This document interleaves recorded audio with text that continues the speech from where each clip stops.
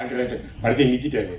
3 நாள் பூஜை பொண்ணுன்னு போச்சு. அதனால நான் பண்ண மாட்டேன், ஒழுங்கா நீங்கள் சம்பளம் கொடுக்குறீங்க, நான் பண்ண மாட்டேன் டைரக்ஷன்ட்டேன். திட்டினார் ரவிக்குமார் சார். முட்டாள், அவங்க தான் ஃபைனான்ஸ்லாம் நின்று போச்சு படம். ஆனால் இது வந்து யார் தெரியுமா company? Gemini colour film laboratory. Film வச்சுருப்பாங்கடா, காசு இல்லைனோட ஃபிலிம் இருக்குது, பிரிண்ட் எடுத்து ரிலீஸ் பண்ணுவாங்க. அப்படி சொல்லி தான் டைரி கொடுத்தா டைரக்ட் பண்ண சொன்னார். எனக்கு ரொம்ப சரி, அதுவும் டைரக்ட் சொல்ல கேட்டு தானே ரவிக்குமார் சொல்கிறாரு. ஒரு சந்தோஷமாக போய் டைரக்ட்லாம் பண்ணலாங்க. டிஸ்கஷன்லாம் பண்ணி ஜெயராம் மீனாங்கள் அட்வான்ஸ் கொடுத்து, மணிவண்ணன் விவேக்கெல்லாம் அட்வான்ஸ். முதல் நாள் ஷூட்டிங் ஒரு 3 ஷாட் எடுத்திருப்பேன். ஒருத்தன் வந்தான், ஷூட்டிங்கை ஸ்டாப் பண்ணுறான்ட்டான். என்னடா பெப்சி பிரச்சனையான்னு கேட்டேன். அதெல்லாம் ஒன்றும் இல்லை சார், ஃபிலிம் இல்லைன்ட்டு போயிட்டான். இது யாரும் கேள்விப்பட்டு வந்த மாதிரி. அப்போ மணிவண்ணன் சார் சொல்றாரு, ரமேஷ் கண்ணா ஃபிலிம் கம்பெனிலேயே ஃபிலிம் இல்லைன்னா நீ எல்லாம் எப்படா டைரக்டர்? அதான் உண்மை. ஆனால் கடைசியில் அஜித் தலை சொல்லணும் ஏகே அவர் வச்சு ஒரு படம்